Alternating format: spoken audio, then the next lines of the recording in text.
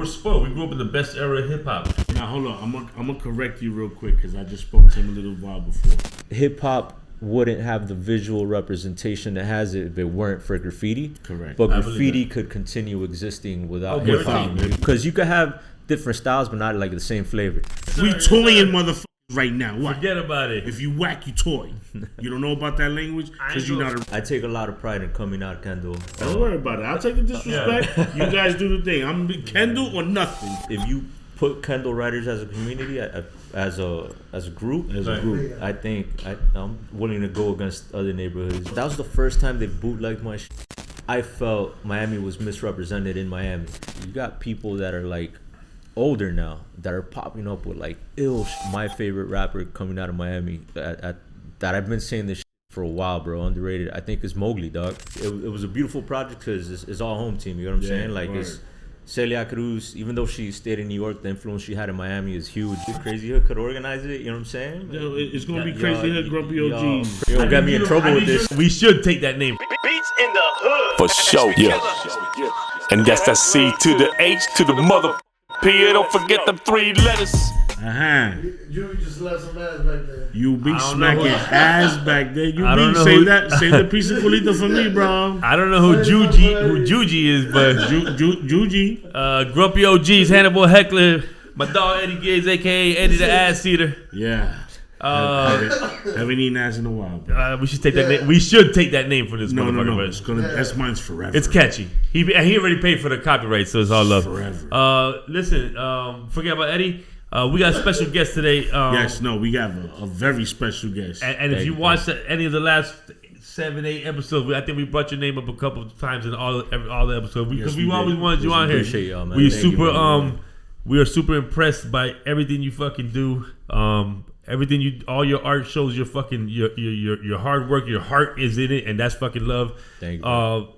We gonna bring him in first. Disem. We super happy that you're fucking here. Now hold on, I'm gonna correct you real quick because I just spoke to him a little while before. Okay, what happened? It's not Disem, it's Disem. That's even better, right? I said, yo. Why didn't you say that? I talked to you 800 times this week. Oh, good dog. I'm not stressing it. You know what I'm saying? He's like Ian Fam when they say effing. Yeah, when they say effing, he's like, so what? Yeah. No. My new favorite name, Disem, is here. Disem. What it do, brother? Disem. Cheers. Appreciate y'all, man. Yes, we toying motherfuckers right now. What? Forget about it. If you whack, you toy. You don't know about that language because you're not a writer. I ain't gonna lie. My fandom went up 800% right now when you said Disem. It just makes so much sense to me. Yo, I asked him. I said, yo, is it Disem or Disem? He said, nah, Disem. I said, yes. Nah, that's a dope. That's dope tag. I'm gonna put you from my. You're gonna replace my old favorite name that was porno, and I'm gonna put Disem right on there. We also got porno in the building. Let's big him up too, for sure. He don't want his face to be shown because he's all over, and he done vandalized every part. Allegedly, he's here. No, he's here, but he's in the back. Yeah, behind the scenes. He's vandalizing the office. Can we get a quick description of what these beautiful little cups are here that you brought us here? Bro, so this is a collaboration with Reeve, or I don't know, this got the little apostrophe, so I don't know if it's Reve, you know what I'm saying? It's a French company. It's almost like Disem, but we're going to say, we'll say Reve. It's Reve. Right, we got it. So, yeah, man, you guys are some of the, I think that's the 5th one, right? These are hard. They're numbered at the top, I think, right? That's the 5th one, yeah, bro. Nah, this is going to my house, but he said for the studio.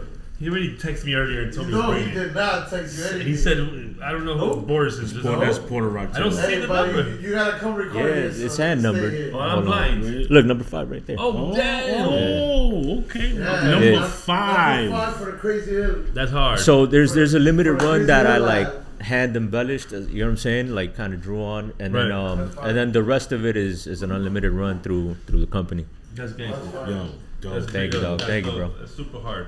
We got to drink out of them, bro. You know what I'm saying? Like it ain't just for show. I got my assistant working on making that yellow frio for me over that cold ice. You know when you go to Hialeah right there on 49th Street? You know what I'm talking about. The old man with the sign says yellow frio. It better be fucking cold. Right. I need to ask you a question. You just did. I don't know the whole entire event was for Celia Cruz, and oh man, it just the artwork you did for that was he did the jersey for Marlins. How did you land Cruz. that? First of all, I need to know that shit was hard. Thank you, brother. How did you land that? So that was directly through a recommendation through the Celia Cruz estate, which to me, like, I was fucking special. You know what I mean? Like, it was a huge honor. Sure. They hit me up and they were like, we're supposed to do this project with the Marlins. We want you to be the one to like put this together. You know what I'm saying? And I was do whatever you want. No, I'm not. They did right. I'm not Cuban. Nah. What's your So my mother's Colombian, my father's Panamanian, Italian. Wow. Yeah. So to me, bro, it's a huge honor. You know look what I'm it. saying? Well, you know what it is. I'm from Miami, dog. You know what I'm saying? Yeah. All that Cuban influence out here. We You know what all. I'm saying? I'm Puerto Rican, but I got 80% Cuban. By association, bro. Forget about it. My lady's Cuban, my kids have Cuban. You know what I'm saying? You speak like you're Cuban too because just being here all these That's years. Miami. It's what it is. It's You're Miami. Miami. Yeah. That's how you know you're from the bottom when you Right. when you sound like that. When your Spanish sound Cuban. You know what I'm trying to say? I love that. Go ahead. So yeah, no, they hit me up, man, and it was a beautiful project because it's all home team. You know what I'm saying? Like it's Celia Cruz, even though she stayed in New York, the influence she had in Miami is huge. You know what I'm saying? The Marlins, bro, it's fucking Marlins, you know. And then to have that, the illest thing about that project was the artistic freedom, where I wasn't constrained. That, you know, there was no like, they were just like, do what you want, we trust you, and it was, bro, to me it was ill, man. No, I had fun with it, you bro. Killed that shit. it. Thank you, bro. And just to let everyone know, the shit sold out. That shit was hard. Like all the jerseys was done. That was nice. So if you go on OfferUp or Well-deserved, eBay, too. you get like $300, $400 the for Chino a jersey. version. But it's worth it. It's not gonna be from Disem. It's gonna be from Disem. Yo, You so ain't no bullshit, bro. That was the first time they bootlegged my shit, or like the yeah. Marlins What the shit, fuck? or Celia shit. Yeah. Yeah, the big guy. So, like, Did I hit that shit on the nose? Yeah. He's wearing one. You got one to the crib? Oh, No, that's the shirt. That's the shirt. That's the shirt. Are you sure? No, that's the right. Right. Oh Yeah, yeah, yeah, it said Celio Cruz on it. That's why I said I'm not sure. I'm not sure. I'm not sure. If this fine. shirt is original, it's original. I No, believe so- you. You my dog. You my dog. I'm just want to With that shit, with that project, I designed the jersey. hard. I designed the T-shirt, which the homies rocking, Yeah. and then I did the mural along with it. So it was kind of No, like it was 3 just phases to everything Where'd you was- do the mural at? and next to in Cayocho, next Oh, to Cayocho. Ball and Chain. Okay. Right next to it. Gangster. Wow, Yeah. Nice. That's nice. yo. You murdered that. Thank you, brother. You fucking murdered it was that. fun, all bro. the murals you've done. And no, everything he is does, man. crazy. That has a lot of bro. sentiment. You did in Miami, you know, the what's his Celia name? Cruz You did shit. the Miami Heat dude. What's his name? UD, brother. Woo. Original Miami dude. You know what you? I did a D Wade one I don't too. know. Oh, D word? Wade. Yeah. Oh, word. D Wade's hard. You did Gloria Stefan, right? Lauren Emilio. That's one. I like that one a lot, bro. That Because was of the dope. Emilio shit. Wait, The I Emilio like the one in the 8th Street 22nd, the smoke shop. Kimani. Yeah. But that that- shit is fire too. To me, that one was Kimani dope, Marley? bro. Yeah. So when I started painting the portraits, like I felt Miami was misrepresented in Miami. Like we had a lot of people doing like what the usual portrait type work, you know, Yeah. that you see like Tupac, Biggie, Marilyn Monroe, Elvis, like very Right, pop right, art. right.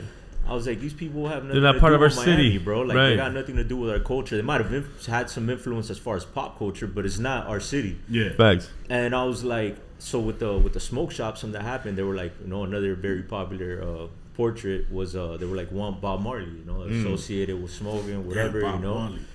And bro, there's unlimited Bob Marley murals out there, you know. Facts. And I was like, yo, Kimani's from Miami. He Play for the grew up Kings. out here. Is you know, it's the bloodline. Like, let me Facts. do a Kimani portrait, bro. And homie was like, yo, that's a genius idea. Let's run it. And to me, I fuck with that one heavy too. I like that one, I dog. see You it know? all the Nah, time. he's- It's Yo, so and- funny, it's right up the block. Yeah, Yo. He even did EFN No, the EFN one is yeah, ridiculous. yeah, over there in Lincoln fire. Brewery. Let me ask you a You question. have to do it over. I don't know if this is a brand new one, but I just saw it recently on your IG. You did Becky G. Yeah. What was that about? Why, like what? Nah, I'm not because you're half Colombian. Like, what was the? She's not Colombian. She's Mexican. She's from LA. Yeah, Is She's she? from Man, LA. I thought she Yeah. was always thought she was Colombian. No, that's Carol G. Carol G, man. I would not. Oh, Yeah. okay, that's what it is. Becky G. That's her cousin. Coño. I don't know. They Why you call- did Becky G? Why they got the G? Boris, I'm Wait, Hialeah. I want to continue with the Becky G, but fun fact, This guy don't ever want to be on camera, but you will hear his voice every fucking episode. Yes, that's what I do. I know, I love you. Why'd you do Becky G? You know that? So that was a commissioned piece through the Museum of Graffiti and Apple Music. So that's they hit me up. They were like, "Yo, we want you to do this," and I was like, "Yo, but I got some artistic freedom, super down." I fuck with the Museum of Heavy Graffiti. What was the heavy, purpose of doing Becky G though for that? It was a promo piece for Apple Music. Oh, and that then makes you know, and then Museum of Graffiti like kind of like tied it together. And you have you from the colors to the style. We know it's you, and you could tell. Fuck. So that one didn't have my colors. And initially, no, but the style of it does. Is yeah. Your style is. You already forget know about it. What was cool about that one is that initially I designed it in my colors, and we're like, "Yo, we want it to feel like LA," and I was like, "Well, I'm not from LA, I'm from Miami." You know what I'm saying? Right. And they were kind of like, "Oh, is there any way we could kind of like merge the things?" And I was like, "All right, dope." You know, so I kind of ran with like the LA like Lakers kind of shit, but my Miami flavor on it, right? And just merge it together. That was a fun one, dog. Thank you, bro. You killed that. Yo. I had fun with that one. Yeah. And plus, the girl's mad talented, I think. Like, I fuck with her. she's a She does, superstar. you know what I'm saying? And She's a superstar. You got to talk to her? Nah. Sounds like you met her. Because I wanted a hookup, but you know. Are you married? I'm tied up, not married, but tied up. Okay, Yeah. tied up. So Becky G was before the girl you met. What you mean? I don't know Becky G, bro. Oh, what are you talking about? No, I asked if you met her. Oh, sorry, cut that. I asked if you met her because I said, yo, put me down. No, I'm married too. Don't trust me. We don't disrespect Nah. nobody's. Right away. Nah. You don't got me in trouble with this I need you in the shit. back to relax. Listen, he didn't know. No problem. Right. It's Eddie's for me. starting some I'm fucking asking shit, for and I me. thought, I drank 2 beers. I'm sorry. single. He could hook me up if Right, you knew yeah. Becky G, or if you do something for Carol G, let me know too. All right, got you, man. He's a professional ass over here. Like, he would love to eat either one. They need it done to them. But anyway, that's another story. Right. I doubt it's gonna happen. Like, I think like your probability of that is I'm gonna be a successful rapper, just so you know. And when I'm a successful rapper, I'm gonna go holler. What's the thing? You gotta project it. You gotta envision it. And It's already envisioned. Manifest. It's there. It's manifested. bro. I'm there. Manifested. That's the word. It's it. Manifested, bro. It's good. I already saw it happen, bro. It's happening for you. It's gonna happen. I It's saw gonna it. happen. I bet somebody sees it. He's gonna help me out writing the rhymes for me. All right. They got that bag. So I'm putting it on camera, so you know. What I mean? so real quick. Oh, Eddie, you made me forget everything I want to say. I know. I want to get into that key right there, the key to Kendall. I ain't here to brag about shit. We got the first key. That we ain't bragging. We just happens to be. And let me tell you something. There's a story because when I moved out here, my cousin, he lived in Hialeah. He picked me up and we was driving around. When he was coming to bring me over here to Kendall, Miami Shores. he told me that Kendall has the illest writers. Yes. Facts. And when we was coming up Sunset and stuff like that, like I'm looking at these pieces and I'm like, damn, you ain't lying. Like the Kendall got it, and you're an original Kendallite. Absolutely, yeah. Yes, and sir. And So- I take a lot of pride in coming out of Kendall. Not because I'm from Kendall, but I feel that at least as far as my graffiti goes, Kendall has had some of the most influential people. So I would second thinking that Kendall bred some and of he the lived illest in writers in Hialeah. Miami. So I think Right. Kendall bred some of the illest writers in Miami and most influential. You got me? Like it's a wave of writers that have been, I think, well-rounded. You know what I'm saying? Where there's been piecers, there's been bombers, there's been it's a well-rounded community. Yeah, as far as the writers go. When I came and we don't too, all get along, right? Like there's writers from Kendall that don't get along. No, there was a lot of static it's growing like up. that. It's But like that. regardless of whatever static or bullshit, like if you put Kendall writers as a community, as a group, I think I'm willing to go against other neighborhoods. You know what I'm saying? Yo, Like, I think we could take him down. yeah. And we should I'm set some rooting shit for like that Kendall. up, bro. I mean, like you see how in the rap game we need they to got. do that. Bro, they battle each other. There's a whole I watch a lot of battle rap. There's a whole battle scene out there where these dudes are talking about putting their fists up their mama's pussy. If you don't shoot them after that, Yeah, then anyone can, then you can go against another artist and have a battle. I like and that. at the end of the day, you shake hands and walk the fuck away. No beef type I think shit. we're gonna have to do a battle. I don't understand Kendall that, gets bro. everyone. That's you cross lines that. Kendall against everyone. What? I fuck with that. What y'all got? I think that there could be some type of battle. That'd be cool, but we can't get that disrespectful, man. That's just wild. I'm a disrespectful guy. Don't worry about it. I'll take the disrespect. You guys do the thing. I'm Kendall or nothing. So right. We got the writers over here. We could do it. I think we could. But I've always thought about it. Maybe Crazy Hood could organize it. You know what I'm saying? It's gonna be Crazy Hood, Grumpy OGs. Produce the event. That would be really dope. Where they're represented. I want to just keep it in your brain. No, why is all the politics whoa. Who is this guy? Keep that in your brain. I'll be Team Kendall all day, bro. Keep that in your brain. Oh no, we got Disem on our side. The team in Kendall is already fucking forget about it. We're gonna see what Hialeah brings. We don't even know what Hialeah is. We got Porno in the back about to kill motherfuckers too. He probably already had this idea. Porno in the back, he about to toy everybody. He already had this idea. Fucking. He about to toy everybody. A big thing for me growing up. A big thing for me when I was growing up. A big thing for me when I was growing up was like the crews, you know, I'm a little older than you. You're like what, 30, 32, 33? Something like that. Right. So I'm only about 5 years older than you, but I grew up, you know, in the era of like the STVs and you know all those crews and right, big into STV. Yeah, thank you. Yeah, thanks, sweetie. I'll take another cool one. You know, Brimstone and all them cats. That's my bro. Big up, that's my bro. Yeah, shout out to him. You know, I always look. I don't know these guys. Right. I've never seen their face. Brimstone, yeah. I'm not talking about Brim. I'm talking about all the other. Like I've seen their names for 20 years, and to finally see some of their faces is like, damn, that's crazy. Like this is the motherfucker who was hanging from the highway or however the fuck he got up there. Because I still don't know how he got up there. You know, and it blows my fucking mind. You know what I'm saying? Right. And like lately, especially doing Grumpy OGs, we've been seeing a lot more of these dudes come around, and I'm like, what the fuck? Like it's just.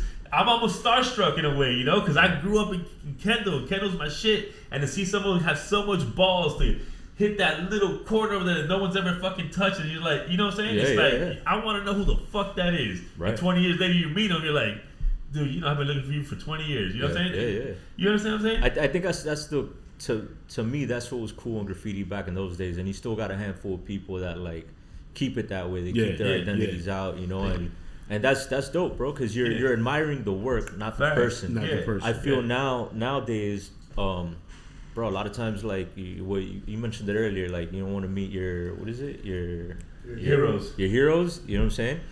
And to me that's something that was fresh about graffiti, where you're admiring the work, not the person, and there's something dope about that, because bro, it's you know, it's just like it's dope to me, and it also makes that whole graffiti world pretty cool, humble motherfuckers. Like I don't need the fame. Like not that you need to know who I am. Just do you like my shit? You know what I'm saying? Yeah. And you know, and you know what? I don't know. And the fame is there because they're all over the fame was there, city. not by fame. Like everybody know who the fuck that is. What I'm saying is, there's good and bad and everything, right? Right. And if I'm looking at it from the outside in, I'm like, how do you monetize this shit without people fucking fighting you for all of the bombing you did and shit, you know what I'm saying? Because back then, I'm talking about 90s. Now it might be a little bit different story because we got internet, all that shit. So, if you had the internet back in the 90s, all motherfuckers would be superstars. You already know that. Right. But how do you step up and say, I want to do some art for you. This is my tag. And then they're like, you bombed every building in fucking... Bro, I've heard of like writers getting caught over like as easy as a Google, like not a Google, like an IG search. You know what I'm saying? Like I had a homeboy that painted a truck, and somebody just looked up his name and they shot him a DM like, yo, I love your shit, but why would you paint my truck? And my homeboy was like, damn, I'm sorry, he didn't say shit. He went the next day, left the canvas on top of his truck just to hook him up, because they told him, and the homie hit him up the next day like, yo, thank you so much, dog, I appreciate it. And you know, cut it at that. It's different. But it's you also got to be smart about how you move and what you do. Like there's a balance between it, you know. Right. But now that as you older, you know there's a balance in this. Hey, you don't know that when you're 18. When you're fucking 17, young and you just want to be a vandal. I mean, bro, I wasn't doing no interviews or none of that shit when I was younger. You got me? Like now, this is turned into a career. You know what I'm saying? Like, business. Correct. Yeah. You know, so, and like I mentioned it earlier, bro, like microphones make me mad uncomfortable, cameras make me mad uncomfortable. Crazy. But to me, I look at it like I do what I love for a living, right? Like I get to paint, I get to produce.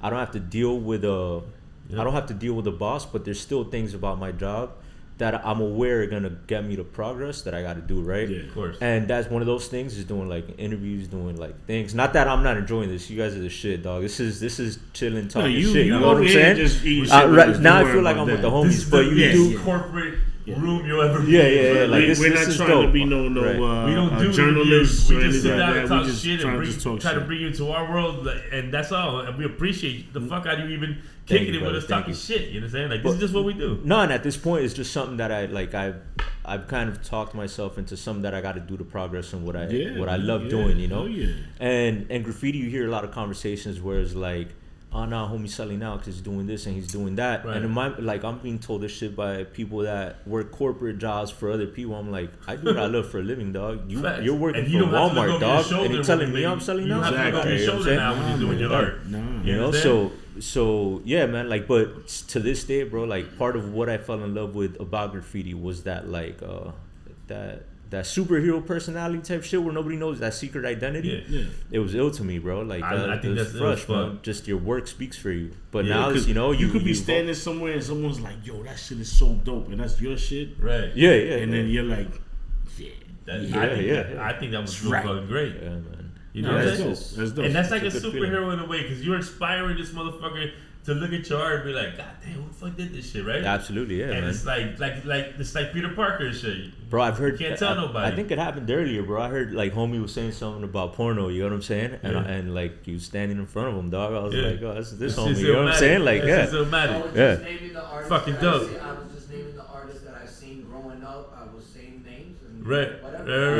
And that's the young Nick Garcia that bring out. Yeah. You know what I'm saying? But that kind of shit is dope, you know? Like you're admiring somebody's work, I think he's raw as fuck. Somebody's work and work ethic, right? Because to me, it's about the work ethic as long. Like there's a lot of writers that did like a summer, 2 summers, and they're like, nah, bro, I'm old school. I wrote back in 90, 80, whatever, bro. And it's like, not old school, dog. You're old. You know what I'm saying? Yeah, you just old. But the consistency wasn't consistent. is fucking, to me, that's what matters in everything. Yeah. So to see shit like that happen, you know what I'm saying? We're talking about like, yo, it's ill, dog. You know, like you're speaking on homie's body of work. For that kid to recognize me, I say, God damn. That's ill, bro. And the crazy shit is the evolution of this whole graffiti shit, on how now motherfuckers are dangling off of buildings and doing the long way and shit. Right. Like, yo, that's crazy. Fresh, man. I think that's ill. I'm afraid of heights, bro. Me too. To see people hanging off of buildings, bro, and doing it. And I always bring up Reds. She did that shit. And it's a female. Dog. She's a G, bro. And she's like, not only is she sexy, but she gets up, like she kills it. Yeah, she's and then to do hanging off on the side of a building and do that shit, I'm like, yo, and fuck the hanging off the side of the building, bro. Like she's doing cool shit hanging off the side of a building. That's what I'm saying. That's like, dope, bro. It's good. She ain't doing no trash, like you know. But you're fucking on like wires and ropes and you're like, yo, nah, that shit just fucking. I can't. That was his life. Yeah, that motion. Nothing more respect. But you know, I'm like, I was blown away from that shit because now all of a sudden I seen her do it, and I'm not saying that she's the first one that done it, but I've seen a lot of other people done it like right after what she's done. Yeah. And I'm like, yo, this is like a whole new way of fucking doing graffiti. I seen some younger writers, bro, doing some cool shit out here. Like, not to name drop and shit, but the homie Nemec is doing some cool shit too. Okay. Like, just fucking hanging off the side of buildings, bro. And it's not, when I was writing, bro, like when I was doing street shit, a big part of what I like doing was Disem, you know what I'm saying? Like, I wasn't necessarily like going over people, but I mean, I have, but a lot of it was trying to outdo people, right? Like, because graffiti's hip hop is a competitive game, you know, like, and I was trying to do cooler shit on spots than like if somebody had to throw up on it, like just an outline on it, I was trying to get like a fill on it, you know, or like if somebody had like some whatever shit on it, I was trying to do like a get up burner on it, you know, I was trying to like one up shit. Right. And And a lot of these people, bro, are doing shit hanging off the side of the building that people aren't willing to do on the ground. You know, that homie Nemec is one of them. Reds is another one. You know, like hanging off the side. Yeah, bro, it's fucking wild. Yeah, man. y'all motherfuckers is crazy. Y'all some crazy motherfuckers. Yeah, man. They must have with the ninja store or something. To see like a not to throw Reds into the younger generation because we're kind of contemporaries, you know. Right. But the younger guys coming out of Miami doing that shit, bro, is dope because they're keeping the motion going. Exactly. And like, dog, I've never hung off a building, but I see that shit. I get hyped. I'm like, yo, man, I gotta try this shit. You know what I'm saying? Like, like it's dope. It's dope to see it and to see that motherfuckers is going that far. Because again, and other obviously these motherfuckers know. I used to write back in the days when I was younger. In New York, we used to go in the train, right, in the tunnels, and get up in there. For what reason? I don't know.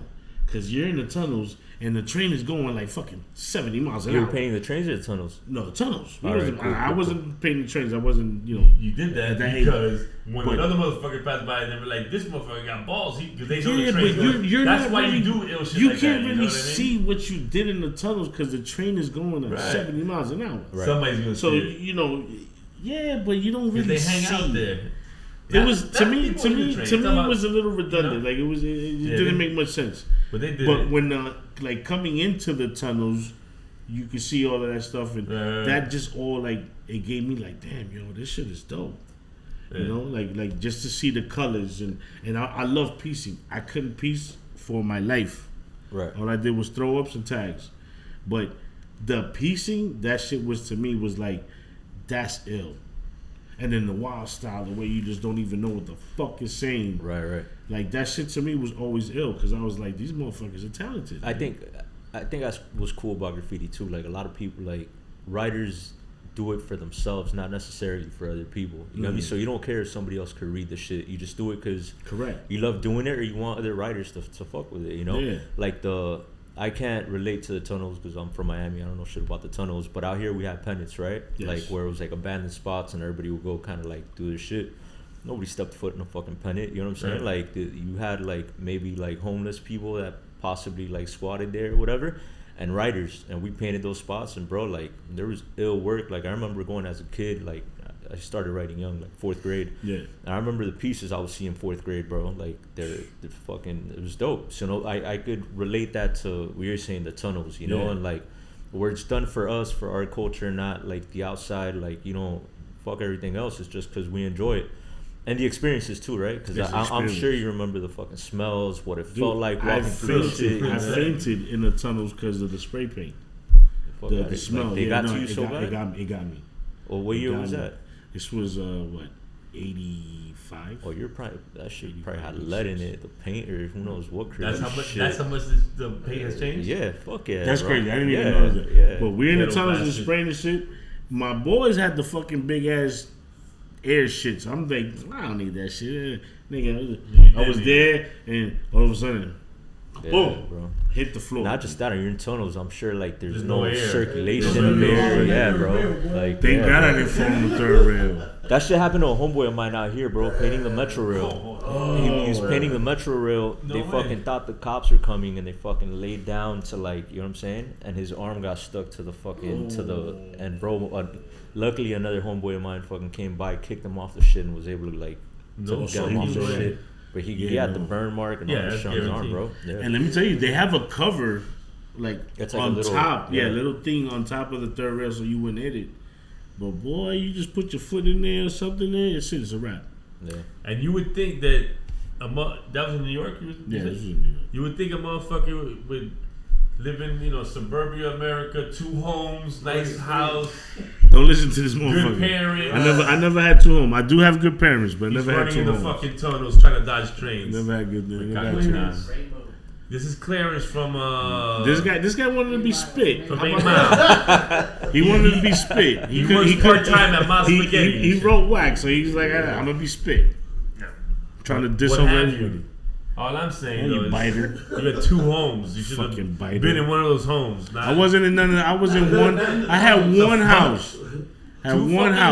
Two fucking houses. Don't listen to this Puerto Rican guy. Yo, I know some like kids that grew up out here, bro, that were wealthy as fuck, man. That I remember like seeing. dog, they were vandals, was bro. Like Like their parents had all the money where they was bombing. Dog, you know what I'm saying? Killian had a lot of and I remember being like, yo, how you writing, dog? Because I grew up on the Ave. You know what I'm saying? Like, why? You know what I'm saying? But those motherfuckers put in work, bro, and they fucking and they did it, dog. Then you gotta give them respect. 100%, bro. 100%, bro. Yeah, man. I don't think it's about where you come from. You know what I'm saying? As long as you got that shit down. I ain't say no names, bro. No, I have to make fun. Was it like New York back in the days where you hit the Metro Rail when the Metro Rail started? Because it was like 80 something. I've never done that, but I know people that have done it. Yeah, and I know it wasn't easy, bro. I've seen the Metro Rail for a long since like '86. And I never fucking really seen tags or bombs on it. Yeah, I've seen a handful of people do it and do it right, like rock some ill shit on it. But not because at one point in New York, obviously they changed the trains where you would spray something on it and it would just bleed. Yeah, because they didn't want that shit no more. Was the Metro Rail like that over here? I've never painted that shit. I don't even know what the surface is like. Yeah. There you go. Hold on. Porno's talking. The spots that you could see from the Metro Rail. Right. Got you. But never the actual train. Never the actual train. The Metro Rail itself. It's hardly ever been done. I've never seen it. It's been done. Yeah, man, I'm sure. It only lasts for one day. I never. Okay. You know who's ill? There's 80,000 cameras on that. You know who's ill that had always shit has been. up like that, and then leave it out on buses is that would be the only way, right? Oh, he's got the legal bus. Yeah, he got the legal. He got the bus. He's got the wrapped bus. He had a building with his eye. A-hole. Yeah. He's got a bus. 3i7 is one of the people that I know. Like one of the handful of people I know did some cool shit on the Metro Rail. And what crew was he down with? Like who he rolled with? Did you know? Biscayne Black Boys. No, that's A-hole. Yeah, that's 3i. He's WH now, right? Yeah. He was SSK growing up. DAT.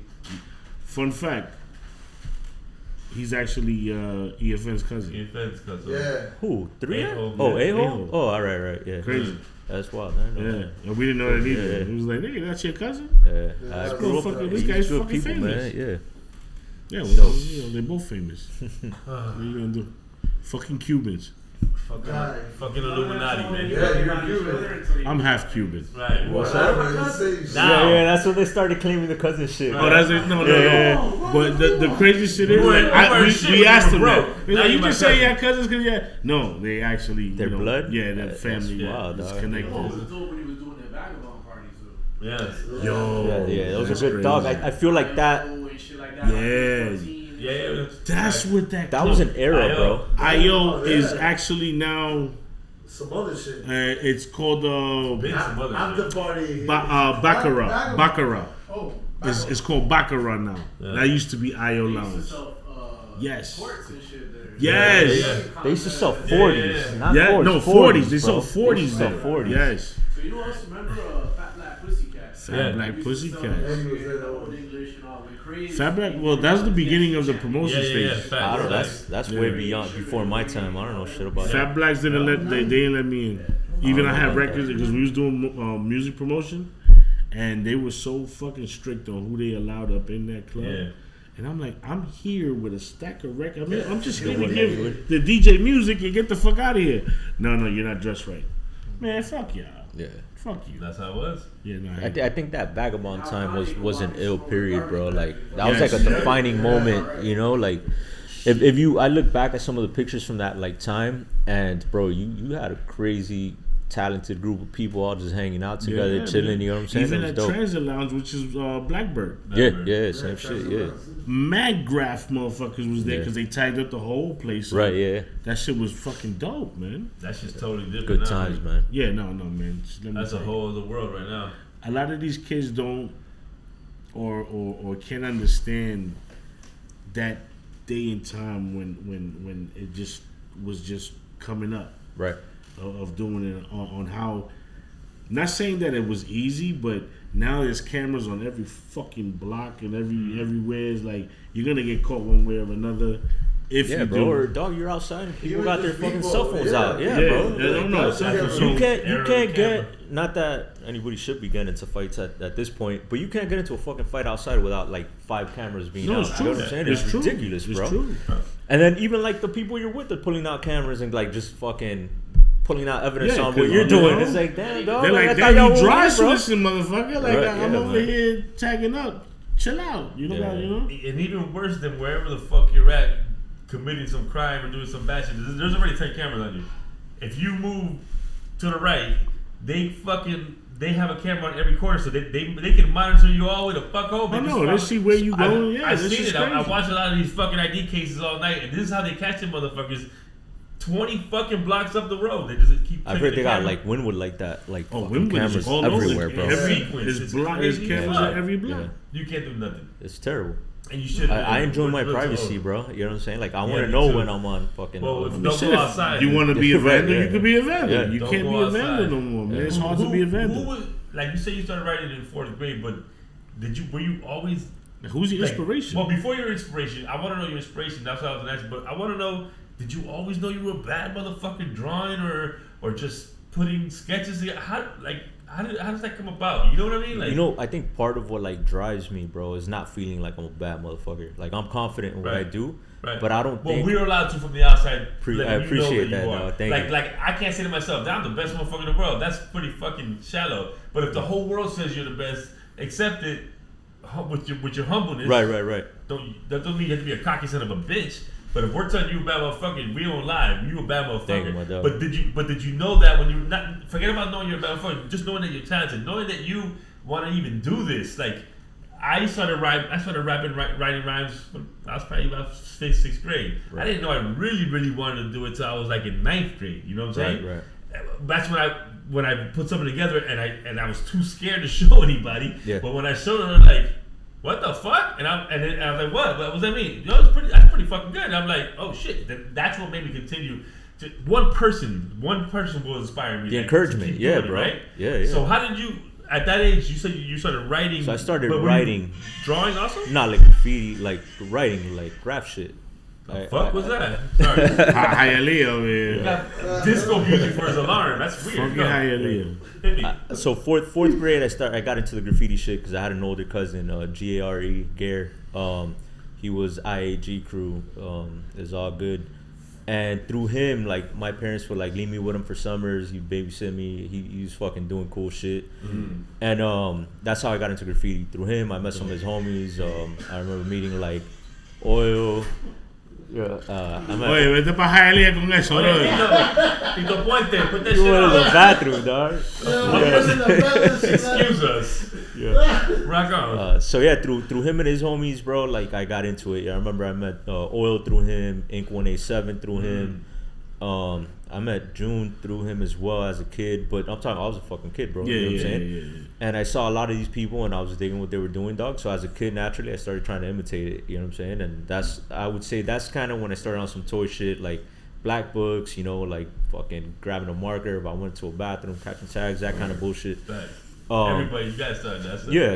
Everybody starts somewhere. Right? Yeah. You was scratching on the bus too. Yeah. Wherever I went. That's I the love training, it. though. I love That's it. how you train. You know what I mean? And then as far as wanting to like do art, my mother's an artist as well. She met my father at my uncle owns an art university in Panama. That's in your And blood, bro.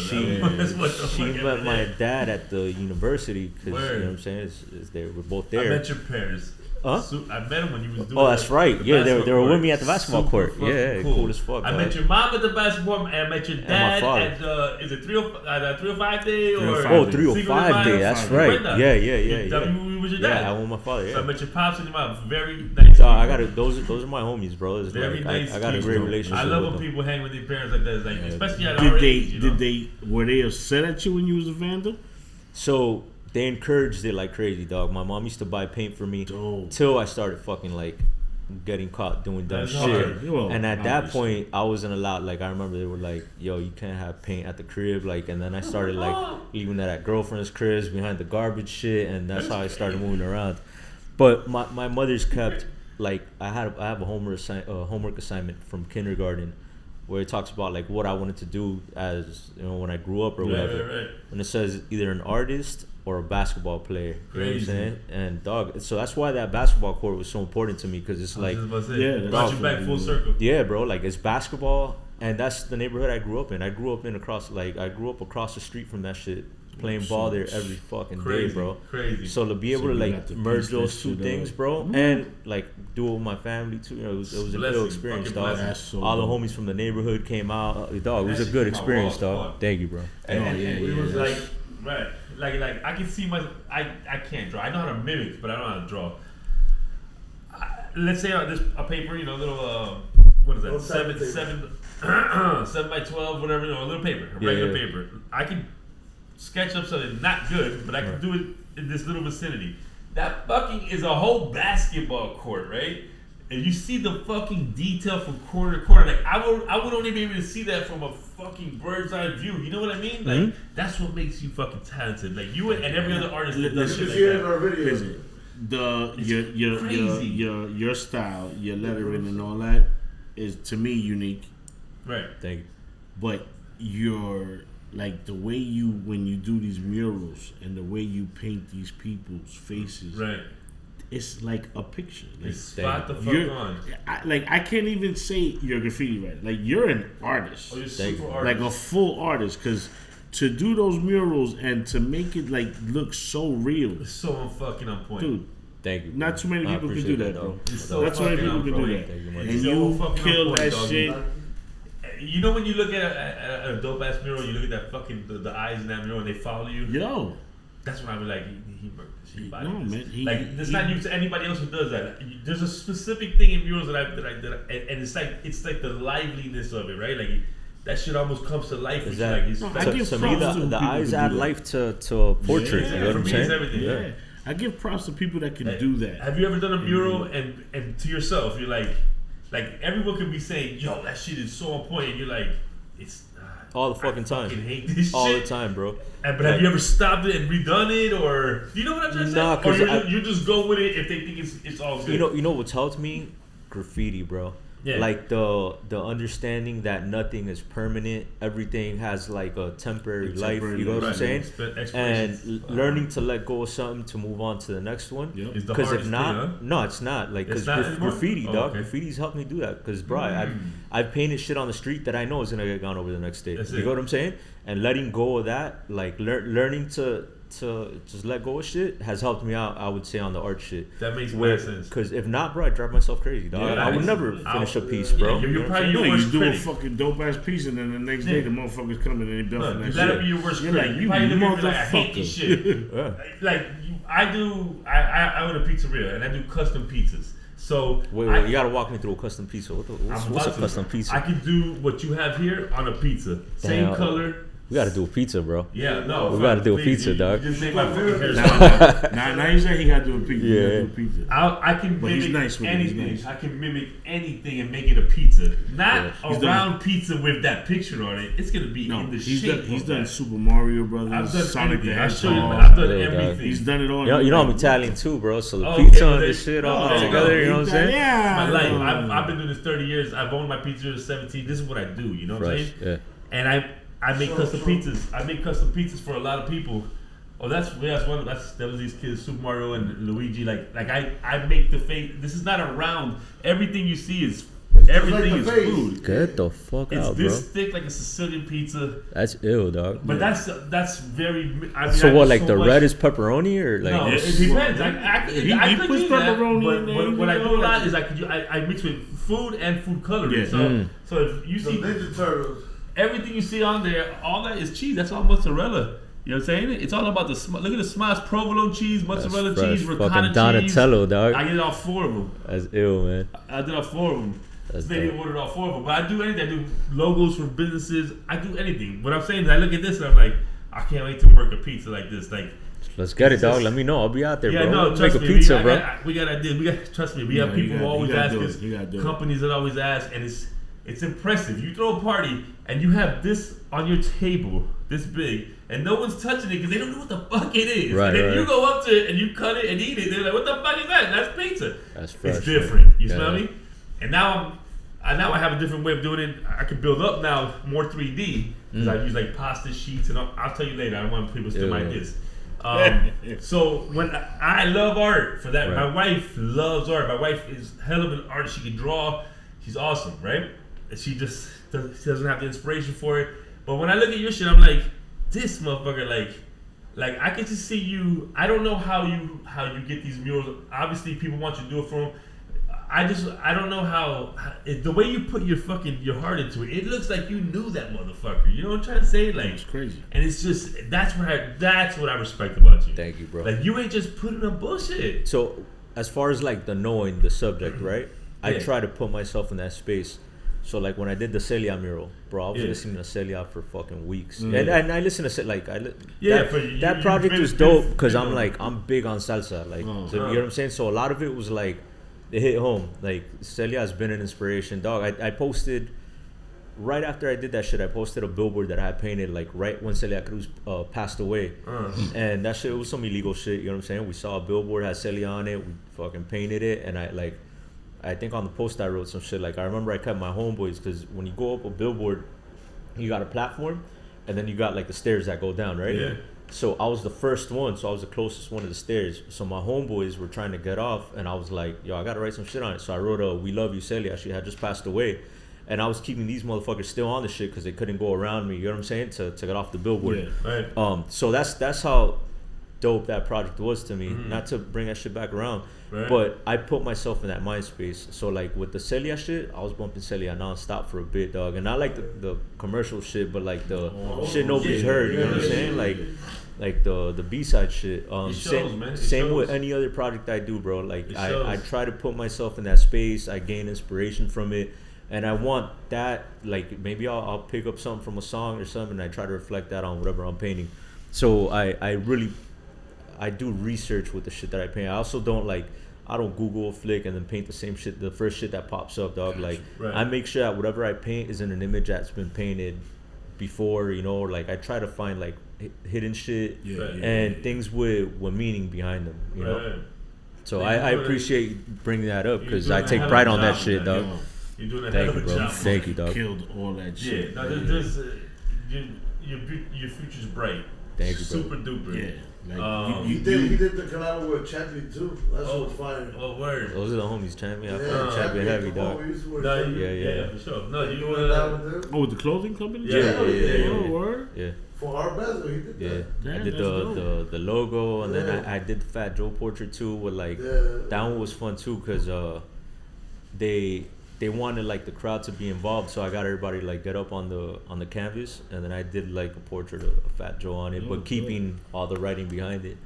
So big up to Crack, TS crew, Task crew, dog, good people. So would you say that your inspiration early days is gonna be your cousin who I wouldn't say inspiration. Who badly influenced you to get up on all the walls and everything? Who made you become a vandal? Turned you into a vandal? He definitely got me started, and he was, I'd say, a role model at the time. You know who would you shout out? Who would you shout out from your early days that you were like, this is someone that I looked up to back in when I was younger? Damn, it's hard to say. I would say my mother. You know what I'm saying? As far as like writers go, I wouldn't say inspiration, but definitely shit that I noticed that I was like, yo, these homies are doing it. You know, like I feel like my style is very Miami, but it's very my shit. Like I didn't really pick from anybody. Maybe like the colors, you know. Yeah. And I take a lot of pride in that. Like you could see one of my letters and know it's my shit. Facts. But the STV homies, they were all over fucking Kendall, you know. All over. I think who else? AIM Crew, you know, Dance Crew, the Inkheads, like that's all shit that like growing up I would see, and I'd be like, you know, it was a driving force. I wouldn't say anybody in particular, right? But as a collective, too, right? I think they were from further south. They're from further south, right? AIM Crew. They're from Kendall too. Mac is from Kendall. Okay. Like Color Ridge too, right? Yeah. But yeah, as far as like writers, that kind of shit, and then my homeboys, bro. Like, what's up? Duels, yeah, he's Kendall, yeah. It's a lot of Mikey Duels fucking got it, yeah. A lot of motherfuckers. That's somebody. Who did that piece in Sunset? You see that? The Night. The Night, but that was. I saw the dude. Art Basel dude. Yeah, because it was during Art Basel. I would say somebody that in Miami graffiti history I think is real, like not mentioned enough is Duels. I feel a lot of people's style derived from duels, and his name doesn't get brought up enough. That's definitely somebody I think should get his flowers and shit. Let's big him up then. Yeah. That's crazy. And where was Crook and Chrome from? I think they're from Broward, bro. No, there was Carol City dudes. He knows that's the that's the Miami encyclopedia right there. They was all over the place too. Yeah, they put in work. They put in work. Oh, you for sure. Chrome was there. Forget about it. 7 Up. I think those 7 Up is a crew or is a person? Huh? 7 Up's a crew or it's a person? crew. So that's. Urban poets. I'm happy you brought them up because I would say they're some of the most influential Miami graffiti writers, dog. Terms and KV. All day, bro. Yeah. I give it to those homies. That's why I'm sure. asking, because I want to pick up all them dudes. Yeah. They don't get no credit. This is fact. I don't hear those names. Never. And they should be brought up. Yeah, no, but what I'm saying is, like, people don't like to, a lot of people talk about rappers, but there's not a lot of people talking about the old school writers, because Miami, bro. Let's do info. So Where's many info of them. from? VO5. Where's info from? Because he's all over the He's from fucking place. Hialeah, I think. I don't know. I want to say he's from Hialeah because he's all over. He's younger. Well. Okay. Well, what's your not problem? Anymore. From what I remember, I don't know. From what I remember, info was up when I had moved out here. Really? Yeah, I seen info. Well, yeah. Well, I had moved out in '91. He's not spring chicken anymore, is he? So yeah, I've seen info up. Right? Like 90s. He gotta be in his 40s. But I didn't know where he was from. Or, yeah. But he was up. I'm not sure, to be honest, but yeah, definitely got it. I don't know because I don't know the exact generation of it, but the writing. I know that when I was in high school, I was in Sunset from 90 to 94. Even the writers had beef with like IMPs and crews like that. Well, did you ever encounter anything like that? Any gangs ever? Fuck yeah, bro. Because I think Miami graffiti was real like gang affiliated. It was. So even if you had nothing to do with the shit, if you were writing, bro, like you had a homeboy that had something to do with either a gang or some shit. You know what I'm saying? Right. So we ran into that kind of shit, and just the culture itself was kind of like meshed with that. Yeah, to the point where fucking like the people that were handling the fucking cops that were handling vandalism, it was gang unit. Right. They handled shit. Like we didn't have no vandal squad, we had gang unit. They were dealing with fucking gangsters. Right. They fucking ran out of gangsters because they dealt with all of them. Right. And they fucking started treating writers like fucking like. That's fucking crazy. Like they started treating us like and I grew up on the back end on that shit, right? Like towards when that shit started dying out. I want to say my generation was probably the last one that felt that like that wave. That gang graffiti affiliation between writers and gang shit. Right. So yeah, dog, when you were dealing with fucking Kendall gang unit, bro, they're fucking grown ass men, fucking dressed like, dog. With a fucking chip on their shoulder. Dog, like these are 40-year-old something, 50-something, 40-something-year-old grown ass men that would dress like they were in rival gangs and would jump out on fucking 18, 17, 16-year-old kids. You know what I'm saying? Listen, that's like been happening in 152 since I was a shorty. Dog. I had got pulled over 2 years in a row. That's like 765 fucking days in a row. Yeah, I had to leave Kendall for a fucking year just to let that fizz out because my mom thought they was gonna plant some shit in my car. That's how much they fucking harassed the shit out of me. It was ridiculous. And I had to get the fuck out of Kendall. I had no choice. I had no fucking choice. To me, bro, now as a grown man, I can't understand how these men respected themselves, bro, as a fucking unit. As an individual. Right. Because you're not doing this shit as an individual. No, man. You're doing this shit as another gang, dog. They were the biggest gang in the street. Yeah, bro. And I don't understand how these motherfuckers like got promotions. You know what I'm saying? Because I heard of them getting promotions, streets named after them and shit. You know what I'm saying? Oof. When dog, you were fucking up kids, bro. Like it's fucking ridiculous to me, dog. Like bro, it's wild, bro. So I always talk to you about that. I didn't get it because again, when I was writing in New York, there was writing crews. Right. There were gangs. Oh shit. But there were writing crews. Right. So the only beef you ever had is with another writing crew. Mm-hmm. We never had beef with a gang. There was writers in gangs. Right. No, here. You understand? Oh, yeah. I'm talking about New York. It was writing crews in the suburbs in Queens. you know, like houses. when I came out here, I didn't understand why the fuck was gang members fucking with writers. Because it was all there was gang members and fucking graph crews, and there was writers and gangs. That's crazy how that shit intertwined. And dog was because it wasn't like that. It was everywhere I looked. It was like that. You only beefed with writers. Obviously, someone toyed you out. Someone buffed your shit. Right. You're gonna go settle that. I've heard. I painted with homies from all over the world, and I've heard that it's died out now. One of the most aggressive scenes in the world, as far as like writing goes. Yeah, you know for sure, because you had to deal with fucking gang members, right? And you're just like, damn, dude, I'm over here, like I'm not even in that world. Not just that, bro, but Miami gangs were on some other shit in the '90s, bro, in the '80s. You know what I'm saying? Like we didn't have external gangs, and it wasn't that we didn't have them here because they didn't get here. It was just local gangs weeded those motherfuckers out. They weren't welcomed here. Yeah, so that's how like our scene was so heavy here that nationwide gangs couldn't step in here, and that's the shit we had to deal with. You know what I'm saying? Yeah. So it was heavy, bro. And it had its pros and it had its cons, right?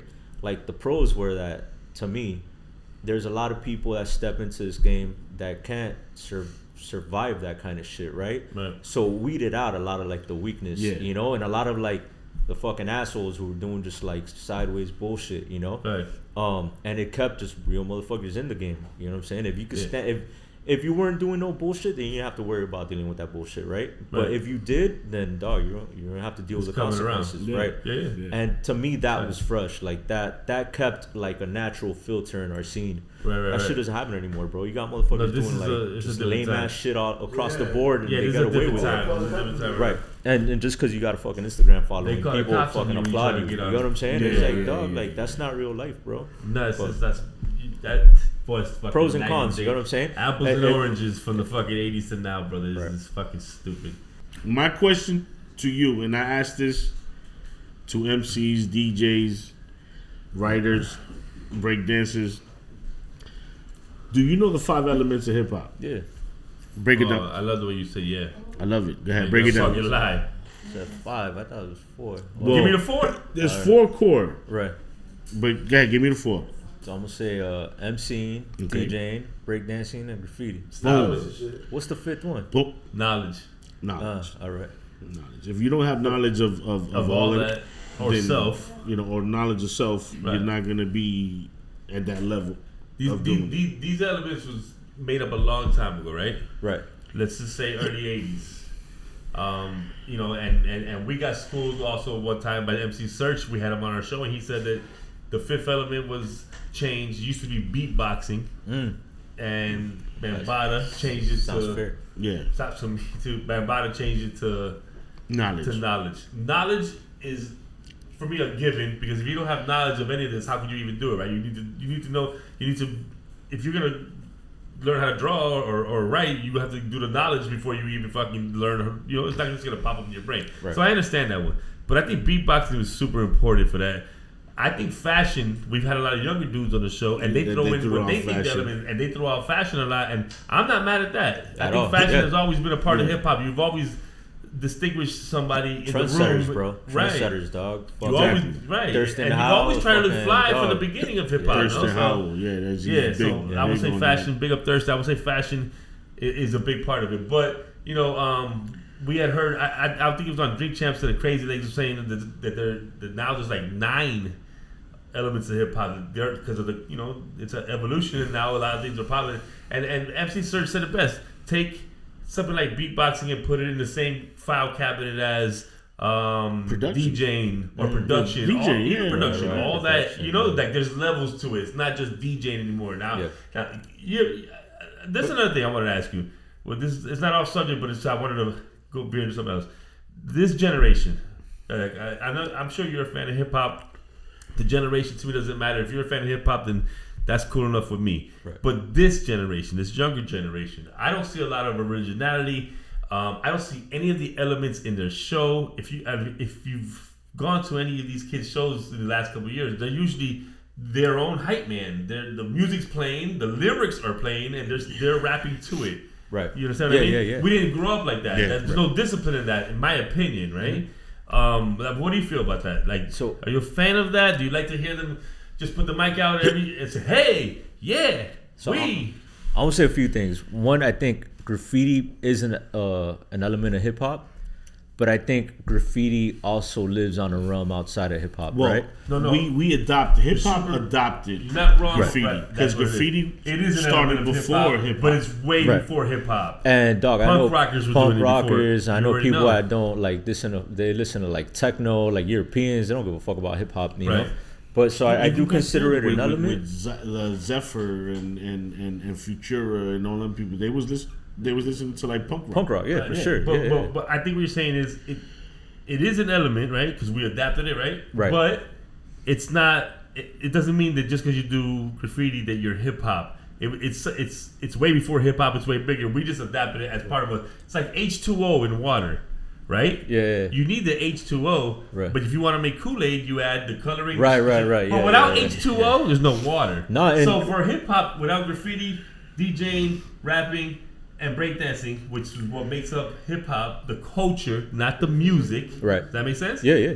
Those are our elements. I feel like graffiti is the visual representation of what hip hop is, and without graffiti, that sounds perfect. Without graffiti, you don't have the logos, you don't have the videos, Correct. You don't have the marketing, you don't have the merch, you don't have the fashion, you don't have none of that shit. Facts.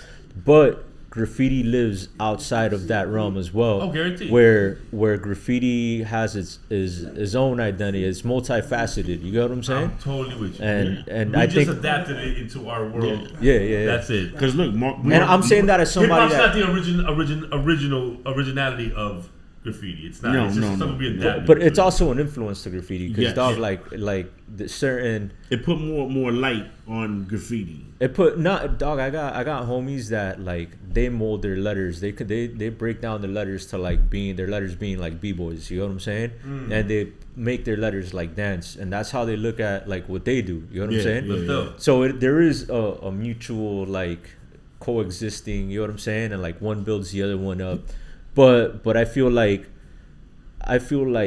hip hop wouldn't have the visual representation that has it if it weren't for graffiti. Correct. But graffiti could continue existing without hip hop. You know what I'm saying? Yes. It existed before. Right. Yeah. That's facts. And I forgot what the other thing you mentioned. We were going somewhere else with that too. He said if you eat ass. No. You just asked. Well, porno in the background was like, hey, when you gonna get to the ass eating, bro? What the fuck? He's got a I love ass eating shirt on too. That's hey, listen. Yeah. Sorry to veer off. We from Miami. We let cut out. Oh yeah, that's. He's getting shy now. No, knowledge was brought up as well. You know what I'm saying? Right. Like, I think, and current hip hop. We were talking about current hip hop. Right, that's what we were talking about. Damn, I'm happy we segued off that question. You know, so we don't want to get in trouble. Yeah, so nobody gonna get in trouble. So, bro, your opinion on this? I think because of like Spotify and all that shit, like, you know, and I feel like an old man saying it, bro, but I'm not hip or up to game with what the current shit is, you know, like, so it's difficult for me to have an opinion on it. And I could have, like, I try to stay up to date with certain shit, like I could mention like, dog, it wasn't until King Von passed away that I started listening to King Von. I don't know if you guys have listened to King Von at all, bro, but I've heard him a couple joints, but not dog, as far as like storytelling goes, that kid was fucking dope at it, bro. Like, that's like modern day fucking Slick Rick shit. You know what I'm saying? With like current terminology, that kind of, like, he rides the beats. And when I asked you that question, I wasn't taking away from anybody who has talent in this generation. Right. There's a lot of people with talent. You just have to sift through a lot of shit because except there were 20,000 artists uploading music every week in the world. So every week is 20,000. 100,000 a day. I'm sorry, 100,000 a day. Bro. So there's 700,000 songs a week that you have to get through to try to find that needle in a haystack. And that sucks for that artist. The best artist in the world probably has never been heard yet. Yeah. Because there's so much and probably will on, never be heard, you know? Or probably will never be. Yeah. He's probably in Australia right now herding a whole fucking sheep and shit. Sheep or kangaroo, whatever they do out there. But what I'm saying is, he hasn't been heard. I'm a strong believer in putting a spotlight on who you think is talented and giving them their flowers. You know what I'm saying? I like that. I think I come from a school where it was like lame to fucking tell people they were dope. You know what I'm saying? Because it came across like you were dick pulling or whatever. Right. But I think I've come to a stage in my life where I'm so confident in what I've done and what I do and how I do it that flowers. I feel very comfortable saying like, yo, so and so's dope. So like this person does this, whatever. Right. And I feel it's important to do that kind of shit, dog. And I feel if you shy away from doing that kind of stuff, it says a lot about yourself and your self-esteem. You know what I'm saying? Of course. So, and the weird shit with music too is that now we can't even like talk about young guys, right? Because like, I mean, we could talk about the current generation, but dog, you got people that are like older now that are popping up with like ill shit right now, bro. Like, I think what's his the Griselda guys. Oh yeah, like dog, they're fucking dope, and they popped at like a way older age than I. Like I don't think before them any dog lit it up, bro. You know, I'll tell you somebody else, dog. Like my favorite rapper coming out of Miami that I've been saying this shit for a while, bro. Underrated, I think is Mowgli, dog. That dude's hard. He is. Like dog, Mowgli shit is not redundant. Hard. No. Dog, his shit, he could flip on a beat, different styles, different flavor, like because you could have different styles but not like the same flavor. Right. He like dog, he'll have a different style and then like flip the flavor. You know what I'm saying? On the same fucking track, bro. Like, and you got a hell of a catalog. You got like 36 albums, dude. You got a hell of a catalog. And I'll say a big part of why he hasn't been noticed is like the drive and the promotion and like the marketing behind what it takes to fucking get somebody out, bro. We know. But that motherfucker's ill, bro. And there's a lot of people like, you know what I'm saying? So it's not, they're like, with new music is like, you got different shit to pick and choose from as far as like what's ill, like what's XXX Tentacion, which I love. He passed away 5 years ago. Yeah. I loved him. Ill, bro, and I wouldn't even put that in the hip hop category. Like when the first time I heard him, I wouldn't take it out the hip hop category. I would just put him in a lot of little categories. Right. I think he was not in a box. He checked off a lot of boxes, bro. Big facts. And that kid was special. I'm trying to tell you. The first time I heard this shit, that was a fucking tragedy. I was introduced to it as hip hop.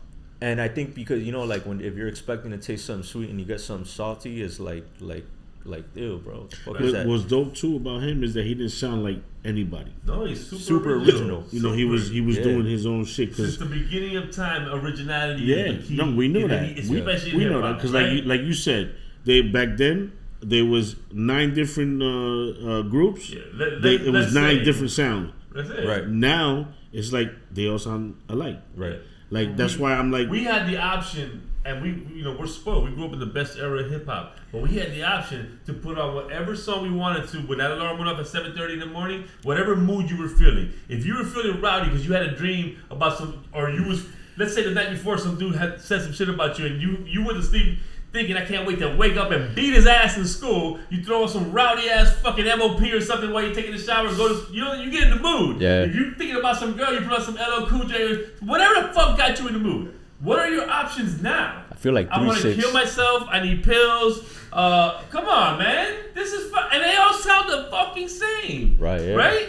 Thank God for the J. Cole's. For the J. Cole's and the motherfucking K-Dots and Lil Baby and motherfuckers like that. Thank God for those original motherfuckers. You know what I'm saying? Yo, Mexican OT? You fuck Mexican OT? Our Miami heads. Mexican OT is nice. Mexican OT. I love that motherfucker. Yeah. But what I'm saying, thank God for those. Look, we just named 6 people. Yeah. There are 200 million MCs out there. Yeah. And they're not MCs. They're just entertainers. Fuck 21 Savage. Garbage. They're not MCs. It's trash. An MC is trash. It's a harder meaning. It's trash. Like a lyrical shit. They rap, but they're not hip hop. No, I'm not relaxing. They're just entertainers. You understand? Fuck whack shit. This is why I asked you about how you like to see a kid on stage. It's my opinion. He's not even rapping. He's his own hype man. Listen, if you want to sell me and you want me to believe in you on stage, let me hear your verse, the whole verse. Who's somebody knew that y'all are like, yo, that's because you guys are fucking hip hop. You know what I'm saying? Like a new artist that I like. Like that, you guys are like, yo, these fucking doing it. I think Nick Grant is. But he's young. He's not really. No, he's young. He's young, but he's not. But he's been started out for at young. least He's been out for a while. You know? Where's he from? He's from South Carolina. He's raw as fuck. But when I tell you, he's dope, lyrical storyteller. Damn, if Guru's fucking with him, Guru's a smart man. Well, Guru? I'm sorry. Premier. You talking about Premier? Thank you, guys. I'm about to say. Who? Young Guru. Who the fuck is Young Guru? Hove's engineer. He doesn't know. Oh, no. There's a kid. Listen, there's a kid. We don't talk about Hove over here. This kid that I've heard flowing a lot. His name is Simba. This motherfucker's raw. He's like young 20s. His name is Simba. He's raw as fuck. From Miami? No, he's not. He's just. He's from Miami, right? No, just in general. I'm saying, like, he just caught my eye. He caught my fucking attention. You know what I'm saying? Well, we got Mexican, some dope. We got some Mexican OT. I thought he is raw. Miami got some dope artists too, though. Yeah. Like you said money. You said money. We got this kid named Nick Garcia out here. Pinga. Yeah. I got shoes older than him, but he's a good kid. You know. Shoddy.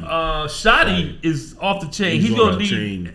Shotty's gonna lead the Miami scene, the underground Miami scene in the future. When they say who was the leader, Shotty, right. Mowgli close second. And I still think I think Mowgli has actually more of a range, more of a so many different styles, right? Like to me, that's what's dope. Excess. Yeah. That's DJ Excess. Yo, DJ Excess. He's a DJ. He's the head of the polo. The low life Miami. But he's raw. He's a DJ. You guys heard KMH?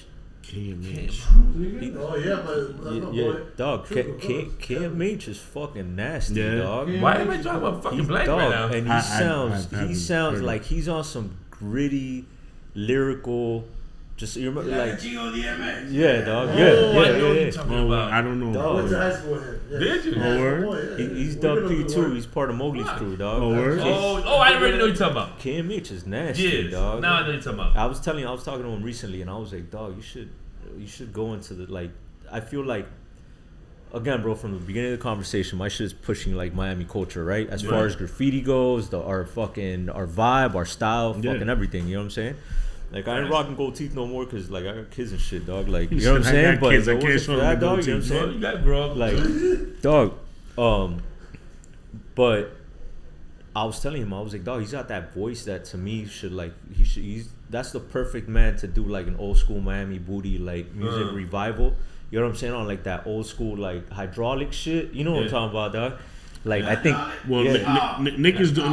Nick Garcia getting in. He's doing his thing. That, dog. We need Nicky and KMH. That'd be ill, dog. Yeah. Y'all gotta do something together, bro. Yeah, it'll be. And I feel like hip hop is taking, like, bro, a big part of what, like, turned me off about hip hop, right? Like, dog, I love hip hop. 21 Savage, right? Nah, not 21. Turn me off of hip hop. Even as, like, a younger writer, dog, that I didn't want to go to hip hop events or none of that shit, bro. Because I'm gonna be around a fucking bunch of men, dog. You know what I'm saying? Like, to me, I got heavy into reggaeton, bro. Because you go to a fucking reggaeton jam, like, chicks are perreando, women are dancing. There's a vibe, dog, and I feel like that's needed in fucking hip hop, bro. Yes. And that's not needed in the sense of where we got, like, a chick like shaking her ass on stage and everybody's fucking, like, just, like, on some dork shit staring at her. We gotta bring like, that Luke shit back. Yeah, like, yo, Miami shit, like, that dancing Miami, shit, like, you know. That bass era. Dog, you throw a party, bro, and you throw some booty on, every woman in the fucking place is dancing, dog. Yes. And that'll set the vibe for the whole shit. Yeah. Why did that shit drown out? Like, to me, like, you throw a party, ladies come in free, shit's gonna get packed with men, right? Like, you're gonna have a good party. But you throw a hip hop party, dog, and it's all men, bro, sitting around, fucking bopping their heads with their hands in their pockets. The answer to that. You know what I'm saying? You don't know who's got a pistol on them, so now I can't even do nothing because I'm fucking, you know what I'm saying? Like, watching, like, shit gets weird, bro. It goes into that. That's an underground hip hop. It's that boom bap. It's not really danceable in the sense. The underground scene is too. You got your head worlds. nodding and you put that ugly face when it's just the ill beat. Yeah, but it's not really like a danceable thing unless you're breakdancing maybe. You know. But now when you get to booty dance, like booty music, yeah, bro, that's dance. Like that's Miami shit. You getting the women on the floor and they shaking their shit, and you're gonna be right behind them to do. You know what I mean? In other words, I'm gonna say some shit. I'm gonna say some shit. See that, just hang up. Look, he has a great time with this. I try not to get into controversial, like, shit. You know what I'm saying? When I talk publicly or whatever, fuck it. I'm like a few drinks. But I remember back in the days, people would talk about like Miami, like rap scene being gay because it was a bunch of like booty shaking bullshit or whatever. You know what I'm saying? I wouldn't say gay. I'm gonna as far as hip hop culture, I never heard that shit. I heard motherfuckers saying it was whack because they didn't like the music until they saw the Luke video. But you never heard the fucking y'all Miami dudes a bunch of like booty shaking gay shit. Bamas? You never heard that? Nah, I'm gonna be real. I never heard that. I grew up in that bass era. Right. Yeah, my dog is the fucking hip hop bass encyclopedia of that era. You never heard those kind of comments coming down from New York? That we was gay? Not that we were gay. They didn't like the music. The guys never really because you put me up against the wall. Just let me. I don't want to cut you off. I'm gonna paint a quick scenario. Right. I'm 49. Yeah. I was in that fucking era. Okay. Right. Scared, 13 years old in a house party when there's. You have to shout it. It's nothing but girls in little booty shorts and they're bouncing on you. And you think you're cool because they want to dance with you, but you don't know how to do what you're doing. And you're like, holy shit! Like you're 13. How are you gay? You're surrounded by nothing but ass. What I'm saying is, I never heard that. I heard a lot of those comments coming from like the New York, like the northern shit. You know what I'm saying? Yeah. They didn't like the music. They thought the rap was not hip hop. Listen, they didn't like that. I heard Luke tape. I guess one of his. I think it was his second album or some shit like that. When I was in New York. And my bad to cut you off. I don't got nothing against gay people. It's just hip hop bullshit, kid shit. You know what I'm saying? My fourth cousin's gay. I don't give a fuck about none of that shit. I'm just talking like it's hip hop talk. You know what I'm saying? We gotta keep it politically correct. You know what I'm saying? But I never I didn't look at it in that light to be like, what the fuck? I just was like, damn, these guys sound whack. Because they wasn't really. He was in New York though, right? They wasn't. I was listening to. In which house were you listening to? I was listening to Rakim. He had two houses, one by the airport. You know what I'm saying? Like by the people hood. with lyrics. Big Daddy Kane. Right. Yes. Shit like that. And then you hear Luke and he just going, hey, shake that. All right, and you're like, what the fuck is this? Maybe Luke's not a great example, but if you listen to that's the bass era. But JT Money, bro? No, he was in Poison Clan. They weren't really on JT Money was on some. I didn't know them until I moved out here. It was hard to sell a Trick Daddy, JT Money. Yo, Trick Daddy's one of my favorite rappers, dog. Trick Daddy? No. We're down south people. Trick Daddy. I'm talking about from Queensville. One of my favorite rappers, but see, the thing is, for me, when Trick came out, I was already out here. Yeah, well, so I was already involved in the Miami sound. Right. Yeah. So to me, Trick was better than Luke and who I heard from. More lyric. I said, who the fuck is it? Because I said, Luke Trick was is more dirty. Chanting. Luke was more chanting. Trick was going in. Yeah. He had verse. His first verse was on Scarred. On Luke's. No, killed and that joint right there. That right there is, to me, is Trick's. I think to me, no. His first album. But that's his best joint. No, it's not. To me, the Scarred when his verse. Best verse. His verse. Yes, that's not his best verse. He killed it to me. He said it was his first. I know, but that's not his best verse ever. But it was his first. To me, it was his best. It was his really first. the only time he ever did like and he that killed bass it. shit like that. But Yeah, he but his killed He it. flipped it. It's like more His first and second album, he got some smoke on that. I was like, yo, this nigga's dirty. Dog, I don't know, man. I think Trick Daddy's catalog is ill, bro. Like, Trick is gold. Granted, his albums Anybody are want a dope. His motherfucking songs die? are dope. Yeah, That's dog. it right But there. back in the days, we didn't know. That's what I'm saying. His first two albums, you could undeniable. I liked his first four albums. But when you heard Scar, that was dope. And he was on there, and nobody knew who the fuck you. At least I didn't know who he was. No one did. He was. And I was like, who the fuck is that? Right. But be real. Because he's killing it. Be real. Before that, you already had heard True and everything, right? Yes. And now you didn't give a fuck about none of that type of rap. No, I said it was until you saw what the videos. Till you went to a party. I love the when videos. you saw the videos on the and I was watching the videos out there in New York, and I was like, well, okay, this I get it. Forget about it. Now he likes it. I said, I get it. Now he likes it. But just listening to them, it was a little hard. I was like, oof. I also feel like I feel like New York's not the environment. The direction was so unless good. You're Puerto Rican Day Parade. And again, it was during this is the 80s. You know what I'm saying? The late 80s. this and like again, the I'm listening to the peak of the best rappers ever, 88, 89 best rappers ever. DMC, right? I'm listening to those Big rappers. Daddy Kane, you can't fuck with those guys. Slick Rick, I'm listening to that. Yeah, he's not lying. He's not lying. I'm hearing this guy. He's going, I'm like, and then the first song I heard was that one. We having some fun, and I said, oh yeah. Well, God, again, I'm listening to this. Bro, he's a fucking I'm listening to this in New York, and I'm like, in New York, those frat parties were rocking that shit. The fuck is this garbage dude? Well, right. Yeah. That's regional though. He's talking because I didn't like it. Just didn't come to me. I love hip hop, bro, but I just my interest is always like, and dog, I'm a faithful guy, dog. My interest has always been in like women. If I'm going to a party, dog, like I'm not. All right, you know what I'm saying? That's how I look at it. Again, and I feel like we got such a strong culture with that shit here that we should. It is the culture. No, it's just not being pushed how you want it to be pushed. Yeah. People think of Miami. They don't think of hardcore hip hop. They think about what you just said right now. That's what Miami is. We go from that, and then we like if you think about a '90s like hip hop, like I mean, at least my scene, I thought like I considered myself a hip hop head in the like '90s as a kid. You know what I'm saying? Right. But dog, if I go to a party, bro, what are you? In the '90s, what we doing? We listen to like some like booty music and some freestyle, bro.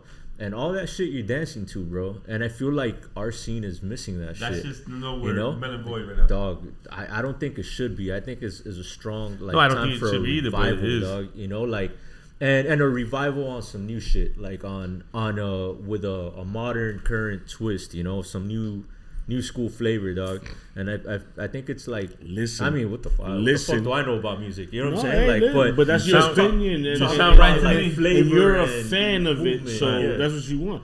Like that's what people need to do. Too. Right. You know what I'm saying? Because they're not doing that right now. Yeah. You know. This is how important the fan is. There's so many fucking rappers out there right now. There's more rappers than fans in hip hop. Do you understand what I'm trying to say? And that's whack as fuck. Yeah. That's whack. You stay in your lane. Be a fan.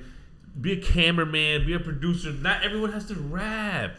Trust me, it's not even that fun. Yeah, except for me. But I'm gonna be a rapper, but I think here's this guy. A big part of that is also like money's the motive now.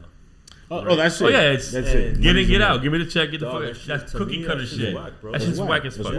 Because you do that and anything. If you're doing it for money, you're not gonna enjoy the shit. Yeah, it's. Right. It's gonna be cool. It's not that gonna you're last making anyway. this money and you're living good and this and that. Right. But it's not gonna last, like you said. It's not, and it's not something that you're enjoying to do. No, you're just doing it just because you want the money. Right. But you then would not be where you're at right now. You wouldn't be where you're at right now in your career, with your art career, if you were just in it for just a quick cash. Yeah. No, you love this shit. The way you speak about it, you love this shit. I do it for fun. I do it for work. I do it for whatever. And it's more meaningful like that. You know what I'm saying? Yeah, man. It's fucking beautiful. You know these little rappers, they in and out. It's a shame, brother. You know we're not bitter about it.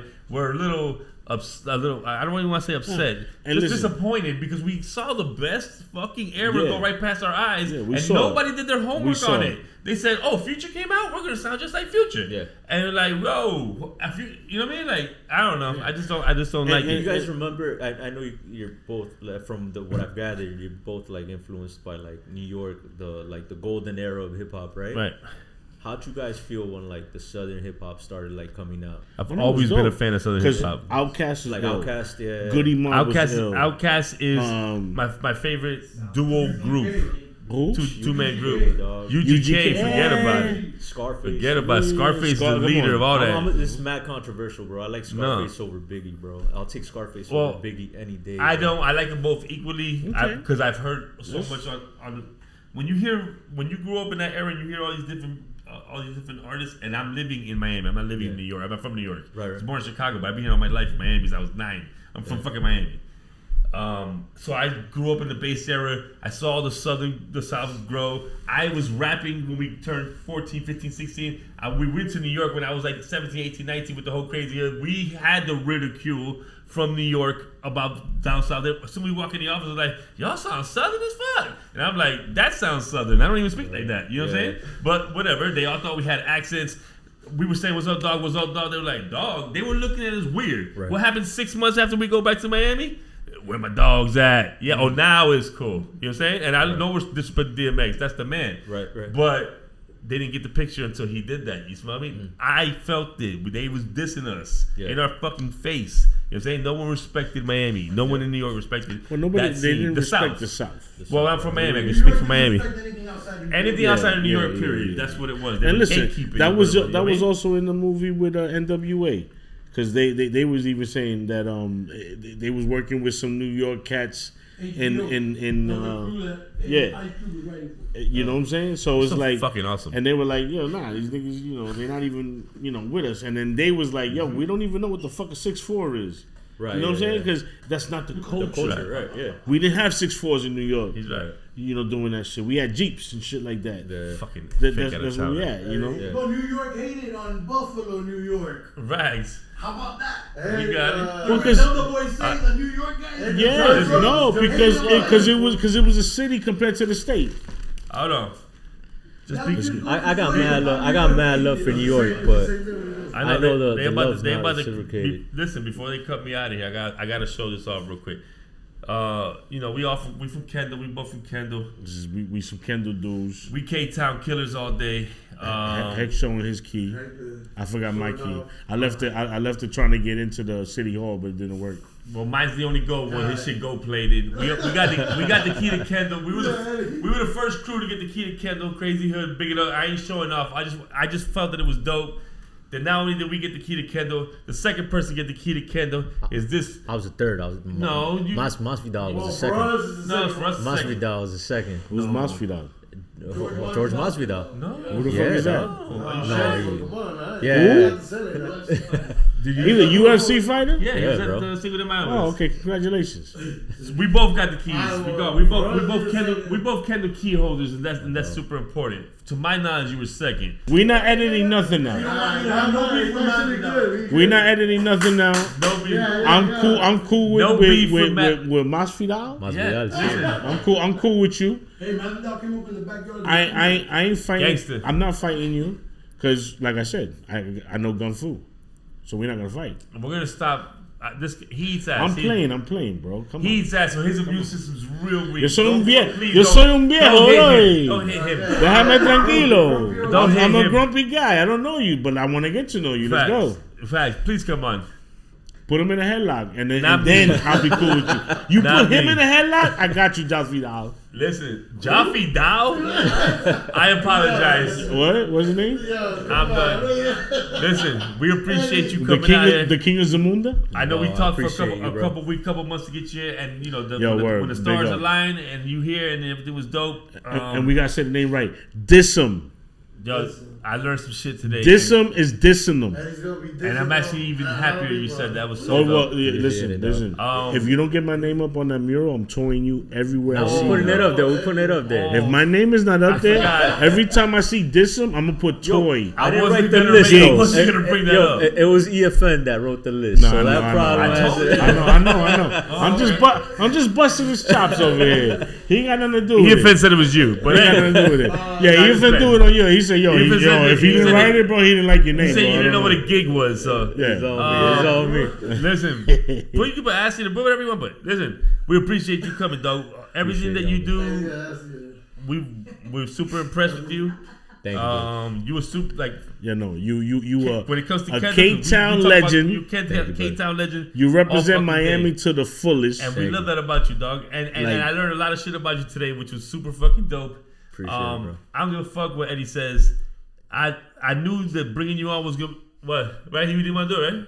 Guy, I'm more of a writer than you. Of course I'm going to bring this guy You in. can't even spell. I spell my fucking tag, though. So we appreciate you. Thank you. Whatever he says. Big up to you on that Celia Cruz jersey. That shit blew my fucking mind. That jersey's, the Becky G... The UD, all the shit, these cups that you did. The cups over here. You a fucking artist, my G. And just take that with a grain of salt. Like, yeah, brother. You know, I know how you said, I know you're humble. I know how you said that, you know, I don't look at myself that. No, you are that. And we're just bigging you up. And we're so glad you came. Now you official Grumpy G's. You already know. Anything you want to come do, anything you ready, need it's here. We here for you. We appreciate And crazy hood wise, you already know too. No, dog. And I grew up. You know what I'm saying? I grew up on the Ave, dog. And I remember UK seeing Town official. Crazy Hood for as long as I can remember. I remember Appreciate going to jams back in the days, seeing it. You know what I'm saying? So Appreciate this is that. ill to be able to connect with y'all, build with y'all. We appreciate You got a lot of full circle the support and stories. the love. This is like one of them right here. Dog, I've been around how for I a look at bit. it. You know what I'm saying? So it's now you a legend. Building and growing, dog. You would and I don't want to say legend because a legend is something he's an that icon. used to be here. You're he's an icon. You gonna still be here. You just still getting your here. hands dirty. I know. I can see. I see some great shit coming for you. Appreciate and, it. and it's just because you were fucking a dope ass artist, my G. Thank you, dog. No, likewise, man. I feel like that pizza collaboration is gonna be illmatic. Let's get that. I'm gonna blow your mind with how I blend those colors. You're gonna be like, how the fuck did you do that? No, I got you. Don't worry about it. And you know what I'm saying? Let's not make this the last. You know what I'm saying? No, building more. That would be let's whack as keep fuck. developing, building, brainstorming, and dog. Sure. I think Kendall's got a lot of cool shit happening. Y'all are like fucking pillars in the Kendall. No, we're about to do a lot of shit for Kendall. We got plans. We're about to do a lot of shit for Kendall. You gonna be there. You're a key player. You already know, man. I appreciate you. Listen, and you know, I'm not just talking shit, but at least Kendall showed us a lot of support. Yeah, they have. They always at least come out whenever we did parties and shit like that. Our Kendall Massive would be out there. Yeah. And this next Crazy Hood Day is gonna be something you ain't even expecting, brother. It's gonna be crazy. This is gonna be good. It's gonna be really good. And, that's gonna be facts. That's gonna be facts. Couple months away, brother. We appreciate. It took 2 years to plan this one, here, brother. so we good. Salute. Yo, salute. I'm empty, but I'm gonna salute you anyway. Listen, anything you ever want to promote, this is your crib. You already know. Come through. Give your socials out. You know, let people know how to get to you. Socials. Disem 305. That's DISEM 305. It's the same thing across all the platforms or whatever. And that's it, bro. Yes, sir. Big you up, my G. Listen, on behalf of Disem, not Disem. He's dead. Disem's dead. This is Disem. Exactly. And we got Eddie Gigs because he ain't eating ass in fucking months. That's right. I'm Key One. That's my tag. Key One. Beats in the Hood. Whatever that means. Crazy Hood. Let's go. We out, man. Beats in the hood. For sure, yeah. And that's that C to the H to the motherfucking P. Don't forget them 3 letters. Crazy Hood.